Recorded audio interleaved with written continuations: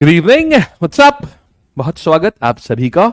आइए दोस्त, तो आज हमारा टॉपिक जो है ये क्या है, ये है एक तो नेशनल इंटरनेशनल जितनी भी national international news and state specific current affairs, इनके बारे में हम लोग चीजें जानेंगे। ठीक, रेडी हैं आप?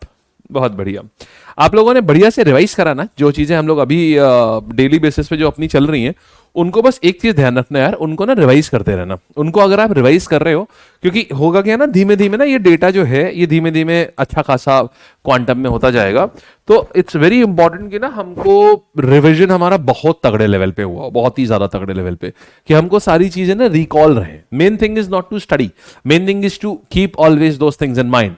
और अगर आपने ना ऐसा, जैसे मान लो हम लोग क्लास में तो याद करते हैं शॉर्ट ट्रिक से, लेकिन देखो क्या है कि अगर उसी को उसी दिन रिवाइज करोगे ना, अगर उसी चीज को उसी दिन रिवाइज करोगे ना, तो वो क्या होगा कि आपके दिमाग में वो शॉर्ट ट्रिक रहेगी। उसके बाद उसके 2 से 3 दिन बाद रिवाइज कर लो तो वो दिमाग में रहेगा। और अगर ऐसा नहीं कर रहे हो, मान लो क्या हो रहा है कि आप 1 हफ्ते बाद आप रिवाइज कर रहे हो, तो पता है आपके दिमाग से सब धुल चुका होगा। And always I tell you one very good method of revising things. It's a very interesting thing. हमारे फैकल्टी थे एक अतुल सर, उन्होंने हमें ये सिखाया था, और ये इसको वो कहते थे, इसको गोल्डन रूल ऑफ रिवीजन। उन्हीं से हम सीखे थे, हम उनसे सीखे थे, तो हम अब आपको ज्ञान पास कर रहे हैं, है?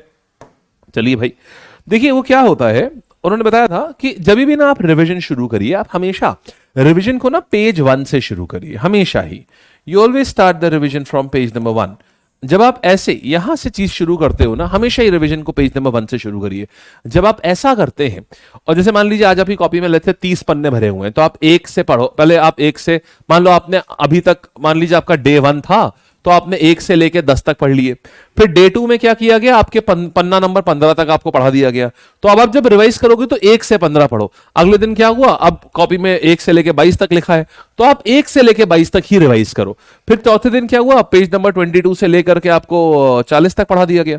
तो आप जब रिवाइज करोगे ना, तो पेज नंबर 1 से लेके 40 तक रिवाइज करो। ये गोल्डन रूल ऑफ रिवीजन होता है, और ये बहुत इफेक्टिव होता है। आपको लग रहा होगा इसमें तो टाइम लगेगा, बिलीव मी इसमें टाइम कम लगता है, क्योंकि स्टार्टिंग के जो फैक्ट्स होते हैं ना, वो आपके दिमाग में छप चुके होते हैं। आपको दोबारा पढ़ना नहीं पड़ता, वो आपके दिमाग में एकदम छप गए होते हैं। ये फायदा होता है इसका, ये बहुत अच्छा तरीका होता है ये। ठीक है, आइए मॉक भी कराइए। मॉक आप लोग करिए ना जा करके, आप लोगों के पास मॉक है तो आपके पास, आज तो ऑल इंडिया मॉक, कल तो ऑल इंडिया मॉक भी है, और वो करिए। बाकी आपके पास वन लैब में बहुत मॉक है यार, आप लोगों के पास मॉक की तो कमी हो ही नहीं सकती है। चैप्टर मॉक करिए, और इसके बाद में फुल मॉक करिए, ये जरूर करिए, ये लगाते रहिए अपने अपने साथ। मैंने आपको शेड्यूल भी बताया हुआ है कैसे एक मॉक आपको डेली करना ही करना है। चलो अब शुरू करते हैं आज की कहानी। आइए शुरू करते हैं। ओके, देखो भाई, तो हमारे पास आता है, ठीक है, देखो। अरे वाह भाई नताशा, बहुत बहुत जन्मदिन की बधाइयां भाई, बहुत बहुत बधाइयां। ये सब लोग कर लीजिएगा। 17 अगस्त कल आपका सुबह सुबह 10 बजे टेस्ट होगा, सभी लोग करिएगा इसको। ठीक है, 199 का दिखाएगा, यूज कोड फ्री, और ये फ्री हो जाएगा। ठीक, आइएगा यहां आते हैं। सबसे पहले इधर देखिएगा, तो 16th फाइनेंस कमीशन, ये किसने कॉन्स्टिट्यूट किया था? प्रेसिडेंट द्रौपदी मुर्मू ने जनवरी 2024 में इसको कॉन्स्टिट्यूट किया था। इसके चेयरमैन कौन बनाए गए हैं? सब लोग अपनी तरफ से जितना है सब बताते रहिएगा बढ़िया से। शाबाश यार, बहुत बढ़िया। देखो भाई कहानी क्या आ जाएगा यहां पर, एकदम बढ़िया सी बात आपने बोली है। आंसर एकदम सही है। हमारे पास ना फाइनेंस कमीशन बनाया जाता है, इसका काम क्या होता है, इसका आर्टिकल क्या है? देखो ये आ जाएगा, अरविंद पनागरिया बनाए गए हैं ये। इसका आर्टिकल क्या आ जाता है? आर्टिकल आता है 280 आर्टिकल आता है। और काम ये होता है कि जितना भी रेवेन्यू केंद्र सरकार को मिल रहा है, उसमें से कितना रेवेन्यू राज्यों को देना है। तो division of revenue between the state and the taxes, ये इसका स्टेट एंड द कंट्री, ये इसका मैंडेट होता है। फिर सबसे पहला वाला जो था ना, ये केसी नियोगी साहब जो है ना, ये फर्स्ट फाइनेंस कमीशन के चीफ थे। ठीक है, और ये जो एनके सिंह है, ये 15th फाइनेंस कमीशन के चीफ थे। और अब कौन है बने हैं? 16th। ये भी याद रखना, एडिशन कौन सा है। अभी हमारे पास जो है वो 16th फाइनेंस कमीशन के चीफ है इस समय। ये अरविंद पनागरिया, ये इनको बनाया गया। 16वां फाइनेंस कमीशन का चीफ बनाया गया। ठीक है, चलिए शाबाश। फिर देखिएगा यहां पर आते हैं, देखिएगा इनमें से ना नए नए चीफ मिनिस्टर की बात करते हैं। कौन से चीफ मिनिस्टर कहां बनाए गए हैं? देखिए राजस्थान की बात करते हैं, तो राजस्थान में बने हैं भजन लाल शर्मा। ये आ गए भजन लाल शर्मा। भजन कहां करेंगे? राजस्थान में करेंगे। ठीक है, ऐसे याद रखो, जो भजन करेगा वो राज करेगा। ऐसे याद रखो, जो भजन करेगा वो राज करेगा। और विष्णु, देव, साई, इतने सारे भगवान हैं, और इतने सारे भगवान हैं मतलब बहुत नंबरों में है। तो नंबर कौन से राज्य में नंबर लिखा हुआ है? 36।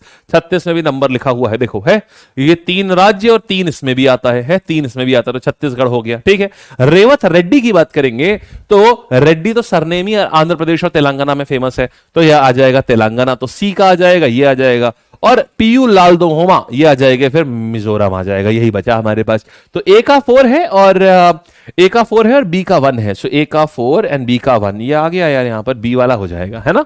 शाबाश यार, वेरी गुड, ठीक है, बहुत बढ़िया, बिल्कुल सही जवाब आप लोगों ने दिया है, बहुत खुशी की बात है। आ जाइए फिर इसी बात पर, यहां पर आइएगा। इनमें से कौन सी सिटी में पहला carbon neutral sports city propose करी जा रही है कि हम कार्बन न्यूट्रल स्पोर्ट्स सिटी बनाएंगे, कहां बनाने जा रहे हैं? पहले आप लोग आंसर देंगे फिर हम। ऐसा करते हैं थोड़ा पोल पोल खेलने का मन तो करता है, लेकिन फिर यार समय थोड़ा सा ना, पोल में समय ज्यादा लग जाता है। चलिए कंट्री का, और आप अच्छा ये बताओ क्या कहते हैं, एक ओनली करंट अफेयर्स टेस्ट ले लिया जाए क्या? रुको हम अभी बोल देते हैं, जरा टीम को बोल देते हैं। ओनली सीए टेस्ट, उस दिन हमने टीम को बोला नहीं था, ओनली सीए टेस्ट जितना अभी तक 4 PM क्लास में पढ़ाया है ना।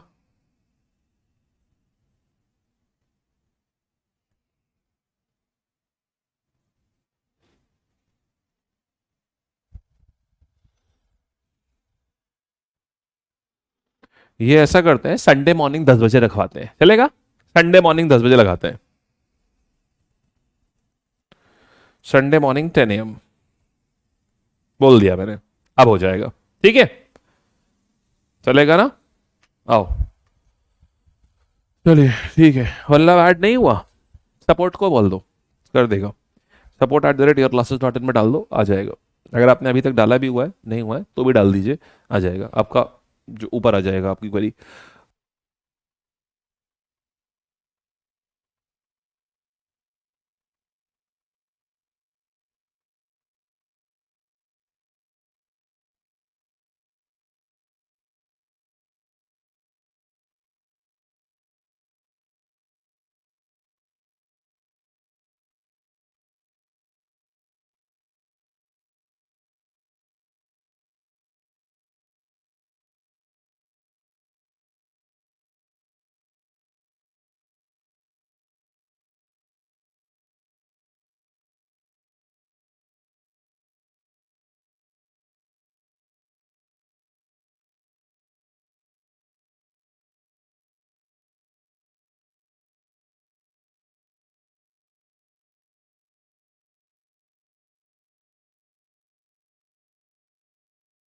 ओके ठीक है, तो अब बता रही है कि देश में कौन सी ना पहली कार्बन न्यूट्रल सिटी की बात करी गई थी। तो और ये कौन सी स्पोर्ट सिटी, इसमें कौन सी चीज बताने जा रहे हैं, इसमें इसमें क्या बनाने जा रहे हैं इसमें? देखो कहानी ये आ जाती है कि ये इंटरनेशनल क्रिकेट स्टेडियम बनाएंगे और ये कोची में बनाएंगे। देखो कहां बनाएंगे? कोची में बनाएंगे, इंटरनेशनल क्रिकेट स्टेडियम बनाने जा रहे हैं, और ये 750 करोड़ रुपए के लागत से इसको बनाने जा रहे हैं। तो which are the following cities is the countries first carbon neutral sports city, और मेनली यहां पर स्पोर्ट्स सिटी में बनाएंगे इंटरनेशनल क्रिकेट स्टेडियम बनाएंगे, ठीक है। कोची कहां पड़ता है? केरला में, स्टेडियम ये आ जाएगा, स्टेडियम, और ये कहां पर हो रहा है? ये कोची में हो रहा है। 750 करोड़ रुपए की लागत से इसको बनाया जाएगा, ठीक है। फिर देखना ये न्यू स्पोर्ट सिटी कहां आ रही है? कोची में आ रही है। ये देश का पहला कार्बन न्यूट्रल का मतलब क्या होता है? देखो जैसे मान लो जो एयर कंडीशनर चलाए जा रहे हैं, अब उससे कार्बन डाइऑक्साइड तो बनेगी, लेकिन जब हम उसको बनाएंगे ना तो हम उतने ही पेड़ भी लगा देंगे कि जितना कार्बन पैदा हो रहा है उतना ही कार्बन सिंक भी हो जा रहा है, तो वो कार्बन न्यूट्रल रहा, ये मतलब होता है इसका, ठीक है। देश का पहला कार्बन न्यूट्रल सिटी है ये। आओ भाई, फिर 5 नए कंट्रीज जो हैं ऐड करे गए हैं। अब इसके बाद में ब्रिक्स के जो मेंबर्स हैं अब वो 10 हो चुके हैं। इनमें से कौन सी कंट्री ब्रिक्स का मेंबर नहीं है? चलिए फिर हम आपको और एक्स्ट्रा बातें भी इसके बारे में हम लोग देखेंगे। अभी ना याद करने की कोशिश मत करो, ऐसी रैंडम, अगर आपको आता है तो अपना एक बता दीजिए कि क्या आंसर हो सकता है। शाबाश, कुछ लोगों ने आंसर भेजना शुरू किया, लेकिन एक छोटी सी गलती कर दी आप लोगों ने। इराक नहीं सही बोला, इराक बोला ना, हाँ सही बोला है, सी इराक बोला है, सही है। आइए देखिएगा जरा, देखिए ब्रिक्स में अभी क्या है, ब्रिक्स की स्थापना क्या करी गई थी सन 2009 में। 5 देश थे, ब्राजील, रशिया, इंडिया, चाइना और साउथ अफ्रीका। साउथ अफ्रीका हालांकि बाद में आया, बट मेन ये 5 देश हुआ करते थे ब्रिक्स के। अभी क्या करा गया, अब इसको 5 और फुल टाइम मेंबर्स इसमें और ऐड कर दिए गए। वो कौन कौन से आए हैं, और पहली मीटिंग कहां हुई थी? पहली मीटिंग इसकी रशा में हुई थी। अब 10 मेंबर्स हैं, और वो कौन है? इजिप्ट हो गया, इथियोपिया हो गया, ईरान हो गया, सऊदी अरेबिया हो गया, यूएई हो गया। यही मैं कह रहा था यार, ये इराक, इराक नहीं ईरान है ये इराक नहीं होगा, हाँ ये ईरान होना चाहिए। ये एक मिनट रुकिएगा, this should be Iran. Let me just check, एक बार डबल चेक कर लेते हैं, ठीक है, एक बार ना डबल चेक कर लेते हैं।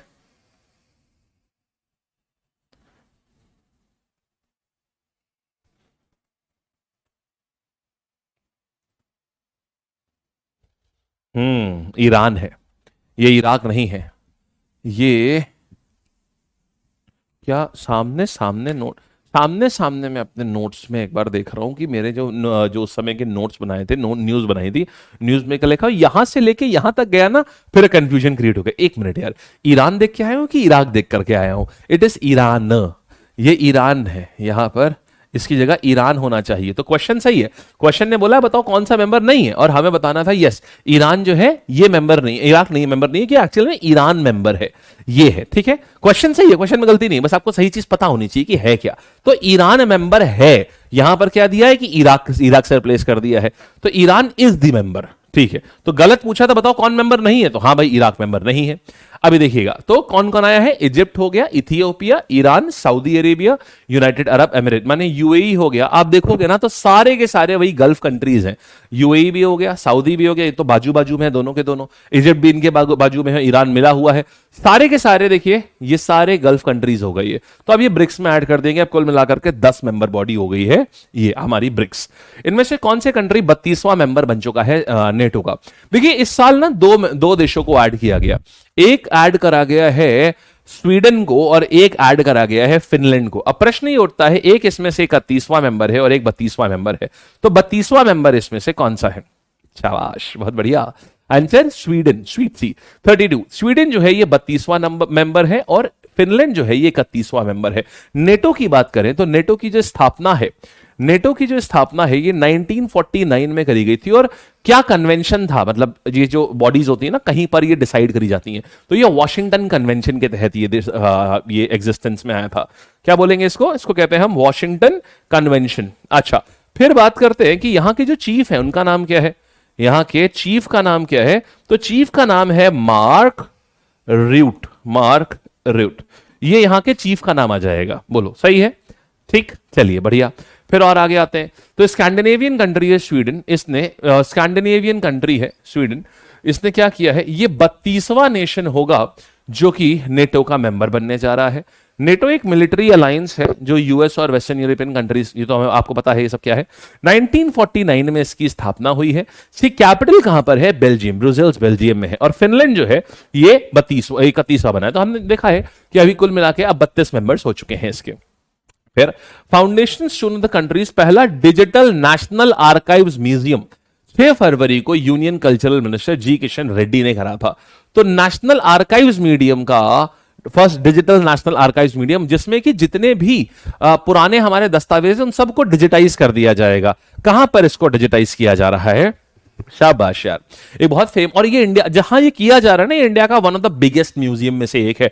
सबसे बड़ा म्यूजियम इंडिया कहां पर है? मध्य प्रदेश में। और ये वाला जो म्यूजियम है ये हैदराबाद में आता है, इसको बोलते हैं सलार जंग म्यूजियम। तो जो बहुत पुरानी पुरानी चीजें हैं ना, बहुत पुराने दस्तावेज हैं, उन सबको ऑनलाइन लाया जा रहा है कि उसमें उसको कोई भी देख सकता है उसको। जैसे मान लिया गांधी जी की कोई चिट्ठी है, अब उसको कोई भी कहीं से भी देख सकता है। तो सलार जंग म्यूजियम, हैदराबाद के सलार जंग म्यूजियम में ऐसा हो रहा है। ये देखिएगा, national digital national museum of epigraphy located in Salar Jung museum, Hyderabad, Telangana, focuses on inscription study and preservation. पुराने पुराने जो किताबों के सैंपल है वो इस पे डाले जा रहे हैं रिसर्च पर्पस के लिए। फिर बात है, पर्पल फेस्ट ऑर्गेनाइज करा गया था 26 फरवरी अमृत उद्यान में, राष्ट्रपति भवन में। ये किससे रिलेटेड था ये पर्पल फेस्ट? शाबाश यार। तो पर्पल फेस्ट का मतलब ये था, यहां पर सक्सेस स्टोरी सुनाई जा रही थी जो पीपल विद डिसेबिलिटीज थे, माने जो दिव्यांग जन थे, उनको एम्पावर करने के लिए करा गया था। कौन सी मिनिस्ट्री इन्वॉल्व होगी? Ministry of social justice and development. तो मूवमेंट डिसेबल्ड लिया गया, डिसेबल्ड यानी फिजिकली डिसेबल्ड लोगों के लिए करा गया था। ये प्रेसिडेंट द्रौपदी मुर्मू ने कराया था। किसको पहला स्टेट बनाया गया इंडिया में जो यूनिफॉर्म सिविल कोड करने जा रहा है? इसको बता ले जाएंगे, इसको देवभूमि भी बोलते हैं, अब तो और आसान हो गया ना, बिल्कुल ही इजी हो गया अब तो। चलिए शाबाश। तो यहां पर आ जाएगा यार, यहां पर इसको उत्तराखंड कहते हैं। उत्तराखंड में यूनिफॉर्म सिविल कोड जो है ये पहला राज्य बन गया है जिसने यूसीसी इंप्लीमेंट कर दिया। यूसीसी का आर्टिकल की बात करेंगे तो आर्टिकल 44 हो जाता है यूसीसी का। ठीक है, शाबाश यार, वेरी गुड, बहुत बढ़िया। ठीक है, बहुत अच्छी बात है, बिल्कुल सही, यूसीसी आ जाएगा। राइट, आगे बढ़ते हैं हम लोग। उत्तराखंड पहला राज्य बन गया है जो आफ्टर इंडिपेंडेंस जो यूनिफॉर्म सिविल कोड को जिसने अपने वहां लागू कर दिया है। और आर्टिकल क्या है आपको मैंने बता दिया क्या है यहां पर। फिर एक और चीज आ जाएगी, क्या, कौन सी कमिटी, यूसीसी का ड्राफ्ट बिल किसने सबमिट किया था? जस्टिस रंजना प्रकाश देसाई। इन्हीं को ही अभी ओबीसी का एक ओबीसी में ही जो बात आई कि ओबीसी में सब कमिटीज होती हैं बहुत सारी, 2700 के आसपास। सिर्फ ओबीसी में 2700 कास्ट होती हैं जिनको ओबीसी का दर्जा मिला हुआ है। तो अभी ओबीसी उसको बोलते हैं ओबीसी सब कमेटी, उसको भी हेड करने का जो काम मिला है वो जस्टिस रंजना प्रकाश देसाई इन्हीं को मिला हुआ है। और यहां पर भी यूसीसी कैसे इंप्लीमेंट करना है वो भी रिटायर्ड जज, सुप्रीम कोर्ट जज जस्टिस रंजना प्रकाश देसाई नहीं, इन्हीं ने जो बताया है कैसे कैसे इंप्लीमेंट करना है, उसी के आधार पर इसको उत्तराखंड में इंप्लीमेंट किया गया है। ग्रो रिपोर्ट जो है अभी हमने आपको बताया भी था, जितनी भी बंजर जमीन है, ये हम लोगों ने कुछ दिन पहले भी कहा था, बंजर जमीन को वापस से अच्छी जमीन में कन्वर्ट करने के लिए ये एक योजना बनाई गई है। किसके द्वारा बता लेंगे आप? शाबाश यार, वेरी गुड। नीति आयोग सबसे पहले किसने बताया? अरे वाह अंकिता, वेरी गुड। तो NITI Aayog is the right answer. जी हाँ, जितनी भी बंजर जमीन पड़ी हुई है उसको, ग्रो रिपोर्ट है नीति आयोग का एक प्रोजेक्ट है जिसके तहत वो सरकार से उसको कराने की कोशिश कर रहा है कि इसको हम वापस से एक अच्छी जमीन में हम इसे तब्दील करवाएं। नाम क्या है नीति आयोग? फुल फॉर्म क्या है? Greening and restoration of waste land with agro forestry suitability mapping portal. तो ग्रीनिंग एंड काम क्या है? Greening and restoring project. Agro forestry मतलब कि होता है एग्रीकल्चर, और पेड़ मतलब कि हम बड़े पेड़, कैश क्रॉप वाले पेड़ जो थोड़ा या कैश क्रॉप कहते हैं, या फिर ऐसे बड़े बड़े पेड़ जो कि जमीन को होल्ड करके रखेंगे, जो कि हमारा टॉप सॉइल जो है उसको ब्लो होने से रोकेंगे, तो ये आ जाएगा उनके लिए और साथ ही साथ अपने एग्रीकल्चर को भी प्रमोट करें। माने बहुत सारा हमारे यहाँ बंजर जमीन ऐसे ही पड़ी है जो कि ना तो उसके ऊपर कोई पेड़ लगे हुए हैं ना तो खेती हो पा रही है, ऐसी जमीन को यूटिलाइज करने की बात करी जा रही है। ठीक है, ग्रो के अंतर्गत। फिर मोदी जी ने अभी 125 फुट स्टैचू अहोम कमांडर थे लचित बोरफुकन जोरहाट में किया था। तो ये कौन से स्टेट में है? देखो जोरहाट में ना इंडिया की एक बहुत पुरानी मतलब one of the oldest oil refinery भी जोरहाट में स्थित है। बता देंगे अब आप। शाबाश। और लचित बोरफुकन कौन थे? कौन से कमांडर के थे ये? वेल देखिए, लचित बोरफुकन जो थे ये एक अहोम किंगडम होता है। ये अहोम किंगडम कहां का है? असम का। असम देखो न्यूज में क्यों है अभी? असम न्यूज में इसीलिए क्योंकि यहां पर ना एक और चीज भी है, इसको बोलते हैं चराय देव मैदान। शराय देव मैदान। तो ये क्या आ जाता है?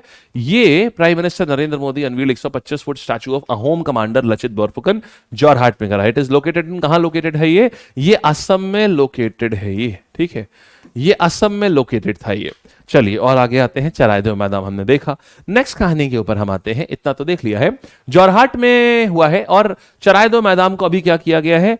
इसको 43rd UNESCO world heritage site का दर्जा दिया गया है ना?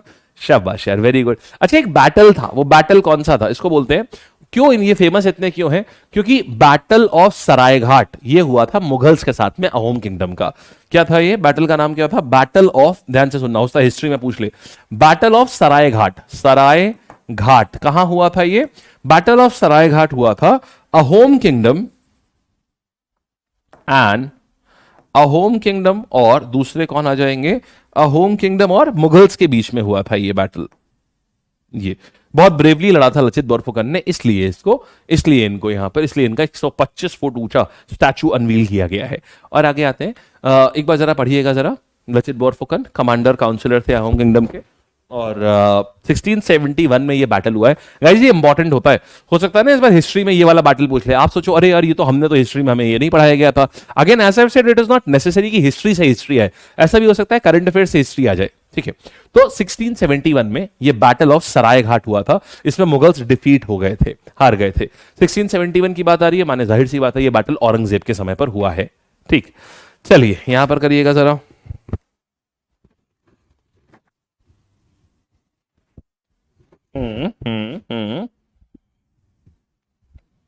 शाबाश, बिल्कुल ठीक है। चलिए, वर्ल्ड फर्स्ट एयर टैक्सी, यार ये वाले सारे काम करने वाली जो चीज है ना, ये एक एसफो जॉइंट एविएशन करके कंपनी है। कहाँ की है ये? यूएई की कंपनी है, इसने करा हुआ है। तो रिवोल्यूशन अर्बन ट्रांसपोर्टेशन दुबई ने लॉन्च हो रहा है world first air taxi जॉबी aviation S4. हाँ, मेरे को फोन से याद था, एस4 वाले सैमसंग वाले फोन आते थे ना, तो ये एस4 जॉबी एविएशन एस4 ये लॉन्च कर रही है। और इनका ये कहना है कि 2025 तक की एयर टैक्सीज फंक्शनल हो जाएंगी दुबई में। Dubai is really living in the future. 2025 तक की ये फंक्शनल हो जाएंगी सारी की सारी ये जो एयर टैक्सीज हैं। अब जब आप दुबई जाएंगे तो आपको हो सकता है एयरपोर्ट पे आपको एक एयर टैक्सी लेने आए आपको। बेस्ट पार्ट मेरे को दुबई का ये लगता है, सो दुबई में ना एक चीज बहुत बढ़िया है, they just do not turn off their cars even. वहां पर मैं लगभग ऊबर पॉइंट पे उस दिन पानी भर गया था, पानी भरते उनकी ऐसी की तैसी हो जाती। That city is not meant for water. उन्होंने जब दुबई बन रहा था तो उन्होंने सोचा ही नहीं था कि यहां पर कभी बरसात भी हो सकती है, क्योंकि पूरी रेगिस्तान के ऊपर बनाया था उन्होंने शहर को। तो लेकिन अब वहां पर क्योंकि as the season is shifting, वहां बारिश हो जाती है, पूरा दुबई मर जाता है बिल्कुल बारिश में। उनका पानी निकासी ही नहीं है उनके पास कहीं पर भी, पूरे दुबई में पानी निकासी नहीं है। भयंकर हालत खराब हो जाती है, पूरा शहर चरमरा जाता है जरा सी बारिश में, पूरा पानी पानी भर जाता है शहर में। अच्छा खैर, तो अभी दुबई में क्या है ना, जब पानी, तो जब मैं गया वहां पर तो 45 मिनट्स तक मैं ऊबर पॉइंट पे वेट कर रहा था ऊबर का, और बगल में कई सारी गाड़ियां खड़ी हुई थी, लिक्सस थी ऑफ कोर्स सारी मोस्टली उसमें, और सब ऑन थी गाड़ियां। So they don't even turn off their cars, क्योंकि पेट्रोल इतना सस्ता है तो they just don't turn off, वो चलती रहती है, उनकी गाड़ी हमेशा ही ऑन रहती है। और साथ ही में एक तो हाँ, दूसरा लॉक भी नहीं करते, they don't lock it even. गाड़ी खुली रहती है, ऑन रहती है। आप अगर मैं चाहूं तो किसी गाड़ी में बैठ करके उसको ड्राइव करके निकल भी सकता हूं, लेकिन हाँ ऑफ कोर्स इट्स दुबई, तो कोई कर नहीं सकता, क्योंकि वहां पे बहुत जल्दी पकड़ भी लिया जाएगा। तो बहुत ये चीज बड़ी अलग सी दिखी थी वहां। तो अगले साल वहां पर आ जाएंगी एयर टैक्सी आ जाएंगी। अब कौन सी मिनिस्ट्री ने अभी स्वयं प्लस प्लेटफॉर्म लॉन्च किया है? स्वयं प्लस प्लेटफॉर्म ना एक क्या है कि जो एल्डरलीज को, ये भी आपने पढ़ा हुआ है, एल्डरलीज को चोरी नहीं होती, नहीं यार बिल्कुल भी नहीं, बिल्कुल भी नहीं चोरी होती वहां पर। ऐसा भी है ना, आप रात के 2 बजे भी ना अगर आप लाख रुपए कैश भी पकड़ के हाथ में लेके चलो ना अकेले सड़क पे, तो भी कुछ नहीं होगा। दे आर दैट कॉन्फिडेंट, और है भी ऐसा वहां पर। चलिए, तो स्वयं प्लस पोर्टल क्या है कि जो ये मिनिस्ट्री ऑफ एजुकेशन ने टाई अप किया हुआ है कुछ ऑर्गेनाइजेशन से, कि आपको अगर अपने कुछ ऐसे अपस्किलिंग कोर्स चाहिए कि डिजिटल मार्केटिंग में कोर्स करना है, एसईओ में कोर्स करना है, आपको एडवांस एक्सेल सीखना है, तो इस तरीके के कोर्सेज को कम दाम के ऊपर सरकार ने अवेलेबल कराया हुआ है स्वयं प्लस पोर्टल के लिए, ताकि आपको जॉब प्रोस्पेक्ट्स आपके और बेहतर हो जाए ढूंढने के लिए। समझ गए? तो ये आता है मिनिस्ट्री ऑफ एजुकेशन। फिर देखेंगे union education minister Dharmendra Pradhan ने लॉन्च किया था आईआईटी मद्रास के साथ कोलैब करके। इसमें ऐसा नहीं कि आईआईटी मद्रास कोर्सेज पढ़ाता है, नहीं, इसमें जैसे कुछ ऑर्गेनाइजेशंस हैं, गूवी और कुछ माइक्रोसॉफ्ट है, तो ऐसे कर माइक्रोसॉफ्ट के भी कुछ कोर्सेज होते हैं, तो वो सारे कोर्सेज, कुछ कोर्सेज आप इसमें फ्री कर सकते हो, कुछ कोर्सेज ऐसे हैं जो 50-60 हजार के हैं, वो इसमें 15-20 हजार के ऊपर 15-20 हजार में अवेलेबल है। तो वो चीज है यहाँ पर, ये है स्वयं प्लस पोर्टल। ठीक है। फिर prime minister Narendra Modi virtually inaugurated the Vikramaditya वैदिक क्लॉक। ये कहां पर है यार? ये बहुत बवाल चीज है। तो वैदिक क्लॉक कहां लॉन्च करेंगे? देखो, इन्होंने करा तो है ये मध्य प्रदेश में। अब मध्य प्रदेश में ऐसी कौन सी जगह हो सकती है जो इस चीज को लॉन्च करने के लिए सबसे सही जगह है? बताओ। इसमें वैदिक क्लॉक लॉन्च करने की सबसे सही जगह है। देखो यार, एक्चुअल में क्या है, ट्रॉपिक ऑफ कैंसर निकलता है उज्जैन से, उज्जैन में महाकाल भी है, तो यहीं पर लगाया गया है वैदिक क्लॉक। इस कॉल में इस क्लॉक में एग्जैक्टली क्या संवत चल रहा है, जैसे विक्रम संवत है, विक्रम संवत तो हो गया, फिर विक्रम संवत के साथ में कौन सा ईयर चल रहा है, कौन सा मुहूर्त है, कौन सा पहर है, ये सब आता है। तो ये लॉन्च करा गया है उज्जैन में, वैदिक क्लॉक बोलते हैं, और ये देश की पहली वैदिक क्लॉक है ये।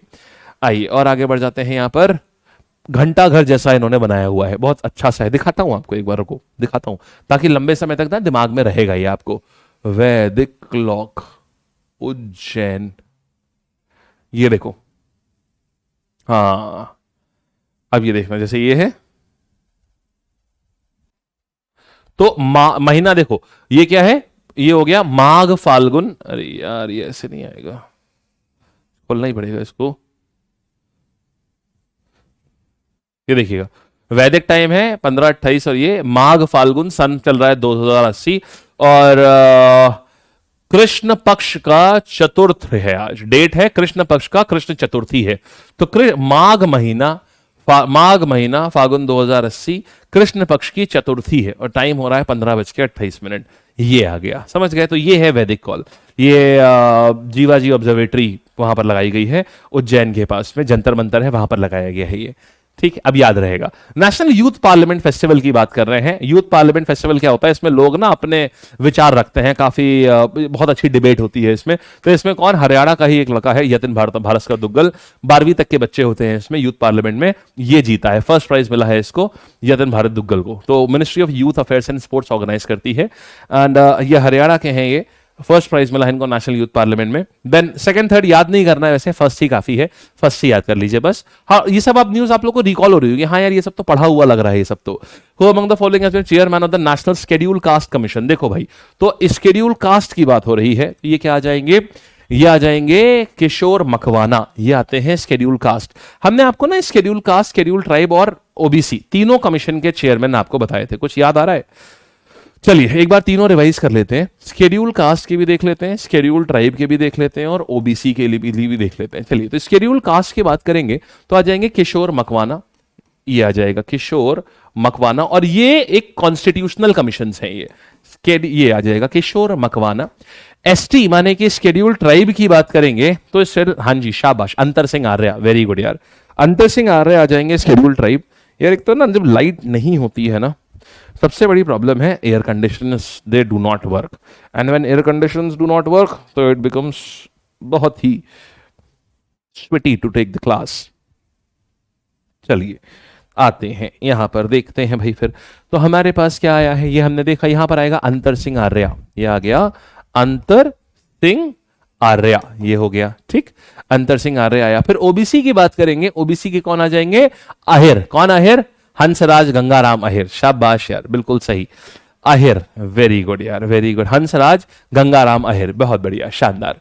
तो हंसराज गंगाराम आहिर, गंगा राम आहिर, ये हमारे पास में आ जाते हैं।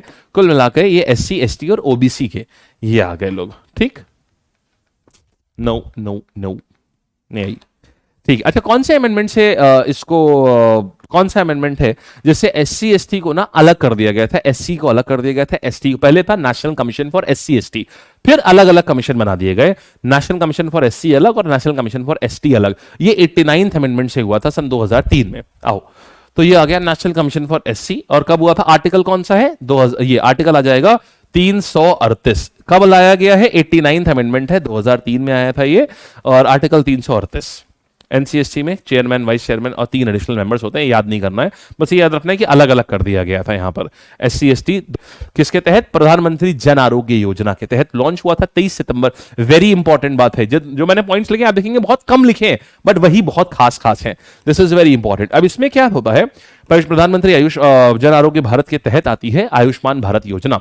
ये दुनिया की सबसे बड़ी हेल्थ इंश्योरेंस स्कीम है। अगर किसी को भी कोई भी प्रॉब्लम होती है ना, तो इस योजना के तहत उसको सेकेंडरी केयर के लिए 5 लाख रुपए तक का इंश्योरेंस रहता है। जैसे मान लो कोई गरीब व्यक्ति, उसे किडनी में कोई प्रॉब्लम है या गाल ब्लैडर का स्टोन हो गया, वो कैसे कराएगा ऑपरेशन, तो इस कार्ड को लेके चला जाएगा, उसका ऑपरेशन हो जाएगा, उसको 1 रुपया नहीं देना है। यह है आपका आयुष्मान भारत योजना, ठीक। लैग है और रिफ्रेश करिए, सही आ जाएगा, गाइस रिफ्रेश करो, सही आ जाएगा, करा, रिफ्रेश कर लीजिए, सही आ जाना चाहिए, ठीक है, okay, please refresh, it will be fine now.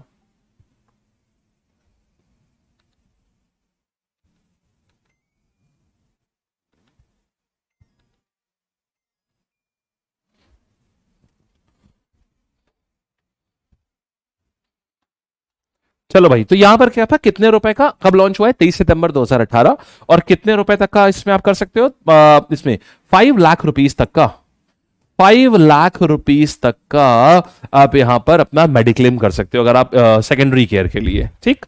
चलिए बढ़िया है, शाबाश। आवाज आ रही है ना अभी, रिपीट कर देता हूं, ठीक है, बता देता हूं, यहां पर आइएगा। देखिए कौन से स्टेट ऐसा बन गया जिसने 50 मिलियन आयुष्मान कार्ड निकाले। पहले ये समझो आयुष्मान कार्ड क्या होता है। देखो, आयुष्मान कार्ड का मतलब ये होता है कि अगर कोई भी व्यक्ति है, जैसे मान लीजिए अगर वो एडमिट होता है अस्पताल में और अगर उसके पास आयुष्मान कार्ड है, तो ये दुनिया की सबसे बड़ी हेल्थ इंश्योरेंस स्कीम है, तो उसको 5 लाख रुपए तक का उसका इलाज मुफ्त किया जाएगा। जैसे मान लो कोई गरीब व्यक्ति है, अब मान लो उसे गॉल ब्लैडर में स्टोन हो गया, ठीक। अब गॉल ब्लैडर के स्टोन की अगर आप सर्जरी कराएंगे जाकर के, तो लगभग 35,000 रुपए के 30 से 35,000 रुपए का खर्चा आएगा आपका। लेकिन अब एक गरीब आदमी 30-35,000 रुपए कहां से लाएगा यार? ये किसी नॉर्मल इंसान के लिए भी एक बहुत बड़ा अमाउंट है ये। तो उसके लिए क्या किया गया है, एक आयुष्मान भारत कार्ड बनाया गया है। इसके तहत आप जब वो कार्ड देगा, बस अस्पताल में वो कार्ड दे देगा और उसका इलाज कर दिया जाएगा। अब उस इलाज का जो भी खर्चा आएगा अप टिल 5 लाख रुपीज वो उस कार्ड से डिडक्ट हो जाएगा। उस आदमी को कुछ नहीं देना है। यही है ये प्रधानमंत्री जन आरोग्य योजना, ठीक है। और ये आ गया 5 लाख रुपए। तो इसके लिए ना कार्ड 5 करोड़ आयुष्मान कार्ड कौन से राज्य ने दिए हैं? यूपी ने 5 करोड़ आयुष्मान कार्ड बनाए हैं, ठीक। चलिए,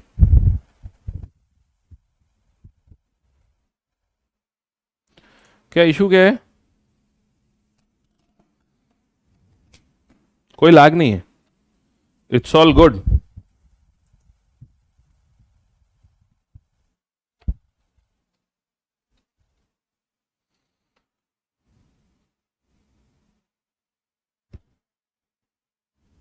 चलो, सही तो है, सही तो है।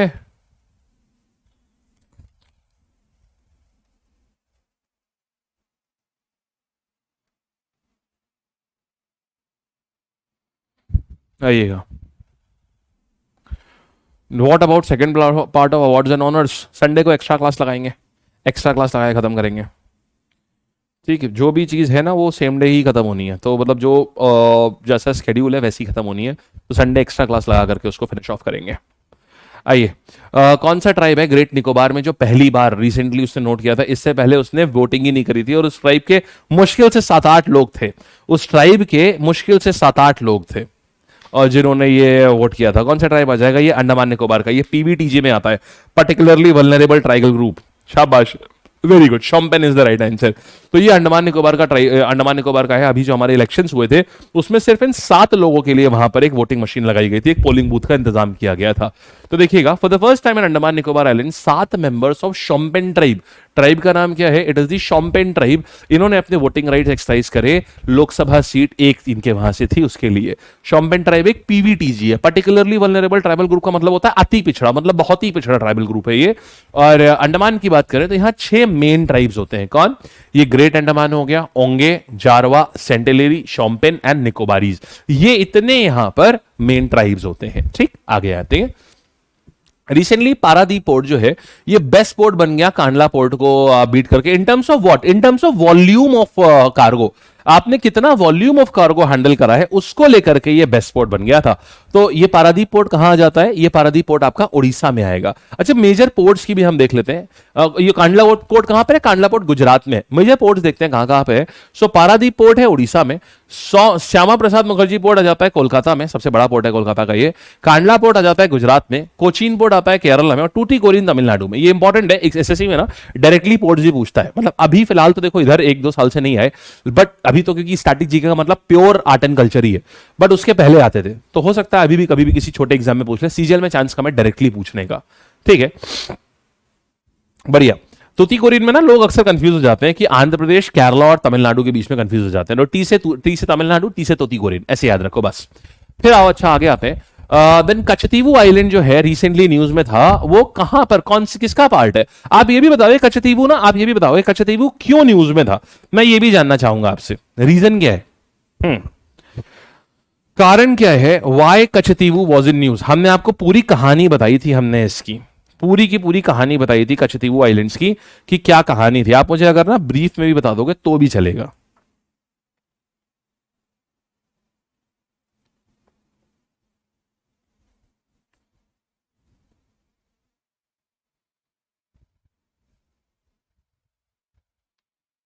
हम्म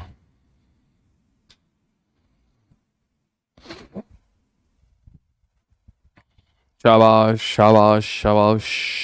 चलिए ठीक है, वेरी गुड यार। फिशरमैन को लेकर नाई नाई नाई, ठीक है। देखो, नहीं, ठीक है, ब्रीफ में बता देते हैं, ब्रीफ में बताते हैं। देखो एक्चुअल में बहुत ब्रीफ, ठीक। फिशरमैन का इशू तो दूसरा इशू हो गया, बट कचतीवू आइलैंड का उससे रिलेटेड कुछ भी नहीं है। देखिएगा, कहानी ये है कि एक्चुअल में समझो कचतीवू आइलैंड ना ये हिस्टोरिकली कल्चरली तमिलनाडु का हुआ करता था, ठीक है। सो व्हाट हैपेंड वाज, अभी क्या हुआ, ये जो तमिलनाडु के बीजेपी प्रेसिडेंट थे, उन्होंने क्या किया, उन्होंने एक आरटीआई डाली। उस आरटीआई के थ्रू पता चला कि ये जो कचतीवो आइलैंड है, ये ऐसे ही दे दिया गया था श्रीलंका को। मतलब श्रीलंका ने बोला कि ये आइलैंड तो हमारे पास होना चाहिए, और उसके ऊपर कोई क्लेम ही नहीं किया गया। बोला गया कि अच्छा आपको, आपके पास होना चाहिए, ठीक है तो आप ले लीजिए। तो ये इंदिरा गांधी जी के टाइम पर ऐसा किया गया था, और वो तमिलनाडु, एंशिएंट तमिल किंगडम्स जो हुआ करते थे, चोला जगरा, उनका पार्ट हुआ करता था। तो दैट एंगर्ड तमिलियंस कि यार ये कैसे कर सकते हैं आप, ऐसे ही कैलेसली किसी को कैसे दे सकते हैं। और वैसे भी गांधीज एंड तमिलियंस का थोड़ा सा मामला थोड़ा सा सही नहीं चलता, क्योंकि राहुल गांधी के बॉम्ब ब्लास्ट में भी तमिलियंस ही इन्वॉल्व थे। मतलब जो लोग थे वो तमिल्स थे। तो उनका बहुत अच्छा रेपो, उनका बहुत अच्छा बना हुआ नहीं है। उसको फर्दर और इंटेंसिफाई करने के लिए क्या किया गया, ये पॉलिटिकल चीज करी गई थी। कचतीवो आइलैंड्स आरटीआई में आया कि हाँ उन्होंने ऐसे ही दे दिया था। मतलब ऐसे उन्होंने बोला है हमको ये हमारा होना चाहिए, बोले ठीक है आप ले लीजिए। तो इस चीज के लिए वो न्यूज में आ गया था। तो कचतीवो आइलैंड्स कहां पर है, ये श्रीलंका को दे दिया गया है। तो now it is a part of Sri Lanka. Katchatheevu islands country Sri Lanka. Modi ji ने क्रिटिसाइज किया कांग्रेस के इस चीज को कि उसने कचतीवो आइलैंड्स ऐसे ही श्रीलंका को 1974 में दे दिया था। फिर कौन सा ऐसा है, रेनबो टूरिज्म कॉन्फ्रेंस कहां हो रही है। देखो रेनबो टूरिज्म कॉन्फ्रेंस का मतलब क्या है, रेनबो का मतलब क्या होता है। रेनबो का मतलब यहां पर आ रहा है एलजीबीटी कम्युनिटी से। एलजीबीटी कम्युनिटी जो है, इससे आ रहा है रेनबो कॉन्फ्रेंस। और ये नेपाल अपने आप को ना एक रेनबो टूरिज्म के लिए अपने आप को एक अच्छा जगह दिखाना चाहता है कि भाई हमारे वहां पर ना बहुत ओपन है हम लोग एलजीबीटीक्यू को लेकर के। तो इसने अपने वहां सेम सेक्स मैरिज को भी लीगलाइज कर दिया है, ताकि दुनिया में जो भी ये गे हो गए, लेस्बियंस हो गए, ये नेपाल में आकर के शादी करें उनके वहां। उससे उनको क्या होगा, उससे उनके वहां लाइमलाइट में आएगा नेपाल, तो और लोग घूमने आएंगे नेपाल पे, तो वहां पर रेवेन्यू बढ़ेगा, वहां टूरिज्म का रेवेन्यू आएगा। तो ये है, इसीलिए नेपाल में आता है सेम सेक्स टूरिज्म। फिर अगर और बात करूंगा, और कौन सी साउथ एशियन कंट्री है जिसने सेम सेक्स टूरिज्म को लीगलाइज कर रखा है, तो देखो एक तो नेपाल हो गई सेम सेक्स टूरिज्म को नेपाल लीगलाइज करने वाली। दूसरी क्या हो गई, दूसरा ताइवान हो गया सेम सेक्स टूरिज्म को लीगलाइज करने वाला। और पूरे दुनिया में सबसे पहले किसने किया था सेम सेक्स टूरिज्म कह रहा हूं, सेम सेक्स मैरिज को लीगलाइज किसने किया था, नीदरलैंड्स ने सबसे पहले किया था पूरे दुनिया में। तो ये आ जाएगा नीदरलैंड्स। ठीक है, चलिए शाबाश। नेपाल हो गया। First international rainbow tourism conference, ये सब इंपॉर्टेंट नहीं है कौन ऑर्गेनाइज कर रहा है। आइएगा, इंडिया का पहला एस्ट्रो टूरिज्म इनिशिएटिव नक्षत्र सभा, ये कौन से स्टेट में लॉन्च करा जा रहा है। मुझे ऐसा लग रहा है ये सब तो बस अभी पढ़ाया है, ये सब तो बस अभी कुछ ही दिनों पहले ये सब पढ़ाया हुआ है। तो उत्तराखंड अपने आप को डेवलप कर रहा है। नक्षत्र सभा मतलब कि नाइट टूरिज्म, मतलब एस्ट्रो टूरिज्म का मतलब होता है कि आप यहां पर आइए। पहाड़ी एरिया में देखिए वैसे भी ना क्या होता है, पहाड़ी एरिया थोड़े ऊंचाई पे होते हैं तो बादलों से ऊपर होते हैं, यहाँ बादल नहीं होते, तो यहाँ स्काई बहुत खूबसूरत, बहुत साफ और बहुत खूबसूरत दिखती है यहाँ पर स्काई। तो इसीलिए ये पहाड़ी टूरिज्म, इसीलिए ये टूरिज्म करा जा रहा है। इसके तहत क्या हो रहा है, ये देश का पहला एस्ट्रो टूरिज्म इनिशिएटिव है नक्षत्र सभा। इसको रिसेंटली लॉन्च किया गया था। कौन से स्टेट में है ये, उत्तराखंड में, क्योंकि लोग यहाँ पर आए टेलीस्कोप से इसका ये आकाश देखें, सितारे देखें, इस चीज के लिए इसको लॉन्च किया गया था। आंसर आ जाएगा उत्तराखंड हो जाएगा, नक्षत्र सभा। और आगे आते हैं, देख लीजिए एक बार। An initiative name Nakshatra Sabha has been launched to offer astro tourism experience in Uttarakhand.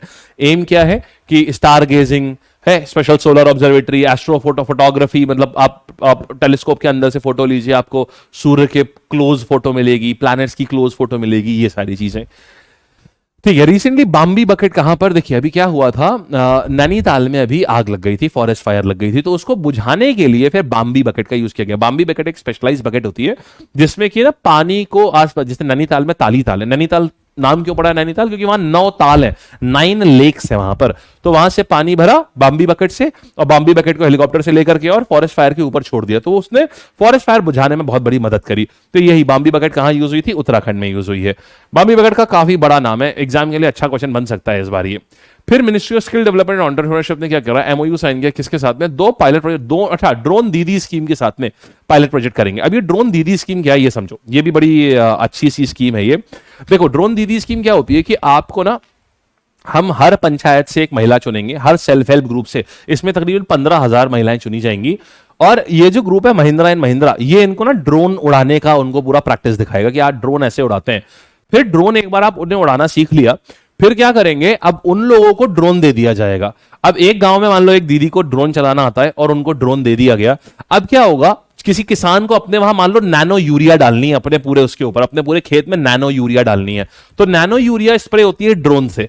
अब ड्रोन चलाना किसको आता है? ड्रोन दीदी को। तो फायदा क्या हुआ? तो ड्रोन दीदी के पास रोजगार होना शुरू हो जाएगा, फिर वो अपने गांव में और लोगों को सिखा सकती हैं ड्रोन कैसे उड़ाते हैं, रोजगार सबके पास आना शुरू हो जाएगा, प्लस किसान को हेल्प मिल जाएगी कि अब उसको मॉडर्न, सबसे मॉडर्न तरीके जो है अपने खाद को बचाने के, पेस्टिसाइड इंसेक्टिसाइड डालने के, वो उसको मिल जाएंगे ड्रोन दीदी के थ्रू। तो ये फायदा है। तो इसको एक पायलट स्कीम के तहत एमओयू लॉन्च किया गया, एमएसएमई और महिंद्रा एंड महिंद्रा इन्होंने लॉन्च किया हुआ है साथ में। ठीक है, आइए तो ये हो गया ministry and skill development entrepreneurship, flagship drone दीदी योजना इनके तहत आई है। फिर रिसेंटली ज्योति रात्रे, ये ओल्डेस्ट इंडियन वुमेन बनी है जिन्होंने माउंट एवरेस्ट को कॉन्कर किया है। ये कौन से उस पे है?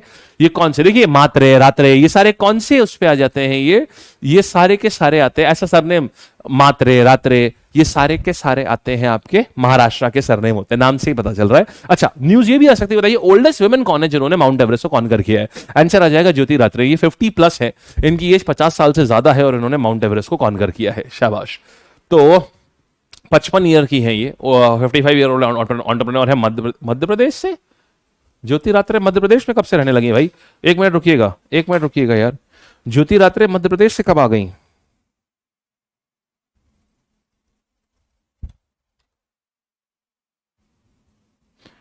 यहां कर्नाटका दिखाने लगा, ज्योति रात्रे, अच्छा ज्योति राठौर दिखा रहा है। एक सेकेंड रुकना ना, ज्योति रात्रे,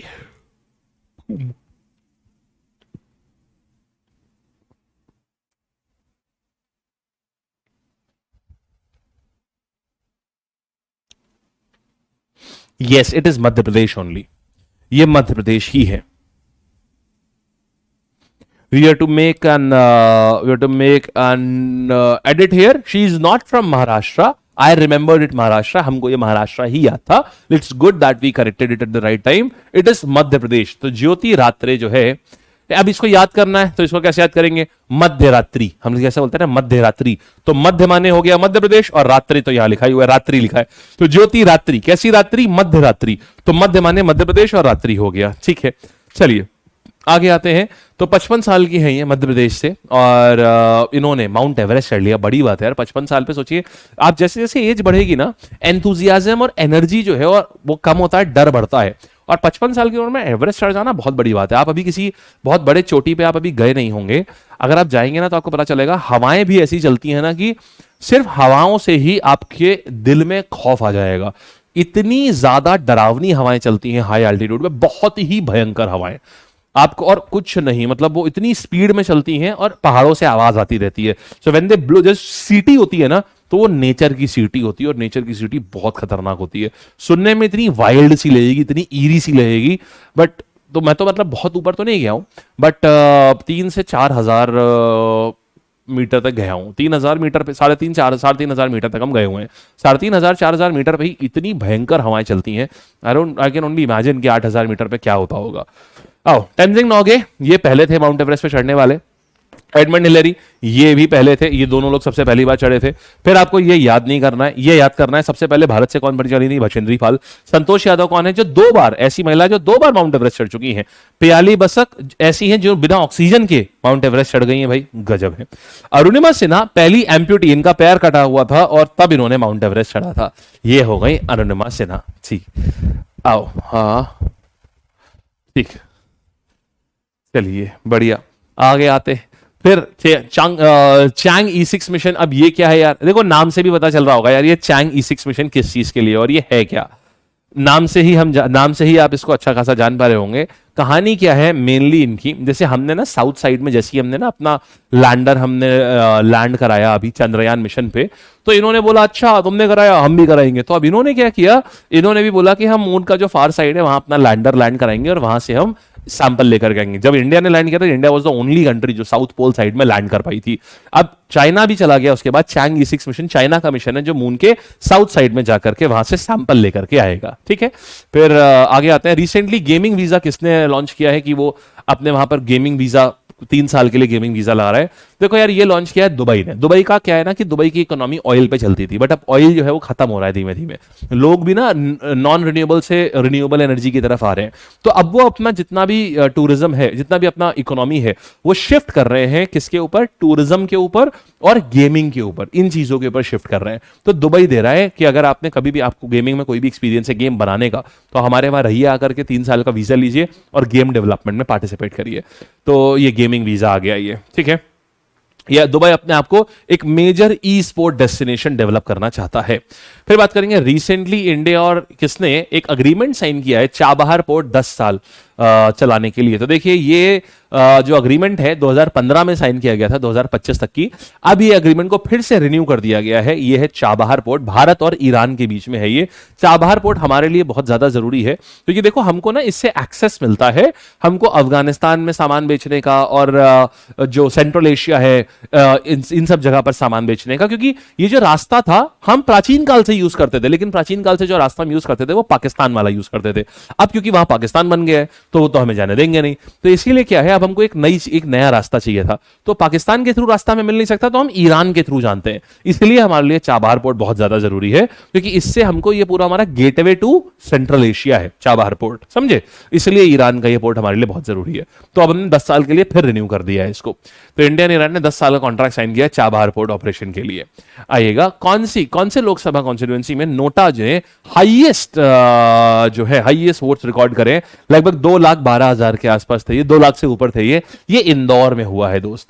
इंदौर में ऐसा दौर आ गया कि यहां पर नोटा ही सबसे ज्यादा चला गया। कैसे गया यहां पर? तो बीजेपी के एक कैंडिडेट थे, उनको अब बीजेपी और कांग्रेस के एक कैंडिडेट बीजेपी के, एक साहब थे कांग्रेस के। अब हुआ क्या, कांग्रेस से कैंडिडेट का कैंडिडेचर जो है वो निरस्त कर दिया गया। बोले नहीं, आपका कैंडिडेचर फेक है, आपका कैंडिडेचर गलत है, हम आपका रखेंगे ही नहीं। तो अब बचा कौन? एक ही उम्मीदवार बचे खाली वहां पर बीजेपी के। तो अब जीतना उन्हीं को था, चाहे इलेक्शन लड़े चाहे ना लड़े, तब भी उन्हीं को जीतना है। तो अब क्या हुआ, क्योंकि एक ही उम्मीदवार खड़ा है और एक पोस्ट है, तो वही जीतेगा। लेकिन फिर क्या हुआ, कांग्रेस ने बोला देखो ऐसा है, अगर ये हमारे साथ गलत हुआ है, जिन लोगों को भी कांग्रेस को वोट देना था ना, अब वो जाकर के नोटा प्रेस करके आएंगे। तो बीजेपी वाले को 12.5 लाख वोट मिले, और दूसरे वाले जिन्हें नोटा प्रेस करा गया 2,18,000 लोगों के आसपास लोगों ने नोटा प्रेस करा था। तो ये रीजन रहा कि नोटा पहली बार इतनी ज्यादा संख्या में रिकॉर्ड बन गया नोटा प्रेस होने का इंदौर कॉन्स्टिट्यूएंसी में, समझ गए। 2,18,674 ये नोटा प्रेस हुआ था। तो ये बेसिकली कांग्रेस के लिए प्रेस हुआ था, कि कांग्रेस के कैंडिडेट को इलेक्शन कमीशन ऑफ इंडिया ने हटा दिया था। रीजन ये था कि उन्होंने अपने पेपर गलत फाइल करे थे, इसलिए। कितने मिनिस्टर्स प्राइम मिनिस्टर के साथ मिलकर के, कितने लोगों ने अभी न्यूली फॉर्म सेंट्रल गवर्नमेंट जो है, तो अभी ओथ कितने लोगों ने ली हुई है? देखो यार, कहानी कुछ ऐसी आती है ओथ की कि ओथ की कहानी ऐसे आएगी कि ओथ ना एक फिक्स ये रखा गया है। अभी हमने कितना लिया? अभी तो ये 71 मेंबर जैसे अभी लिया गया है, और मैक्सिमम कितना ले सकते हैं, बात ये आती है। मैक्सिमम जो है वो 82 तक जा सकता है। कैसे? वैसे पहले कितना भी जाता, लेकिन फिर क्या हुआ, 91st अमेंडमेंट किया गया सन 2003 में, जब वही SC ST वाली बात हुई है ना, उसी ईयर में। इसमें बोला गया कि जितना भी मिनिस्टर्स होंगे ना, वो कभी भी 15% ऑफ टोटल लोकसभा सीट से ज्यादा नहीं होंगे। तो टोटल लोकसभा सीट कितना है? 550, उसका 15% 82.5, तो उससे ज्यादा हो नहीं सकते। इसीलिए 82 रखे जाते हैं कि मैक्सिमम जो हो सकते हैं वो 82 हो सकते हैं। ये अमेंडमेंट का नाम और ईयर दोनों याद रखना, 91st और 2003। और यहां पर क्या है, ये 71 हो जाएगा। यहां तक ठीक है, बढ़िया से, शाबाश, चलिए, वेरी गुड। आगे बढ़ जाते हैं हम लोग। ये देख लिया हमने, तो 71 मिनिस्टर। पोस्ट ऑफिस एक्ट 2023 जो है, ये इंपॉर्टेंट होता है यार। ये जो एक्ट्स फैक्ट्स होते हैं ना, ये इंपॉर्टेंट होता है। तो क्या होगा यहां पर? देखिए, कुछ नहीं, एक्चुअल में ये जो पोस्ट ऑफिस एक्ट हमारे पास पहले आई थी ना, ये 1898 की थी ये। तो इंडियन पोस्ट ऑफिस एक्ट 1898 से आज तक हमारे पोस्ट ऑफिस गवर्न हो रहे थे। अब क्या किया गया है, उसमें अब नई एक्ट ला दी गई है, पोस्ट ऑफिस एक्ट 2023। इसके तहत क्या होगा, अब डीजी जो है, पोस्ट डिपार्टमेंट ऑफ पोस्ट के जो डायरेक्टर जनरल होंगे ना, उनके पास अथॉरिटी होगी कि वो अपने हिसाब से पोस्ट का जो पूरा ऑपरेशन जो है वो अपने हिसाब से करवा सकते हैं। जो डायरेक्टर जनरल होंगे डिपार्टमेंट ऑफ पोस्ट के, मतलब बेसिकली उनके हाथों में अब काफी ज्यादा पावर दे दी गई है। पहले ये पावर सरकार के हाथों में थी, अब सरकार ने ये पावर एक ऑफिसर के हाथों में दे दी है। बस ये बिल है और कुछ नहीं, ठीक है। तो Indian post office act 1898 replace हो रही है। बट ये वाले बिल ना बड़े इंपॉर्टेंट होते हैं, ये वाले एग्जामिनेशन पर्सपेक्टिव से ये बहुत इंपॉर्टेंट होते हैं। 1898 पोस्ट ऑफिस वाला। ठीक है। फिर आएंगे हाईकोर्ट के कौन से बोला है कि स्टेट गवर्नमेंट ने बोला 1% रिजर्वेशन देना है भाई ट्रांसजेंडर्स को।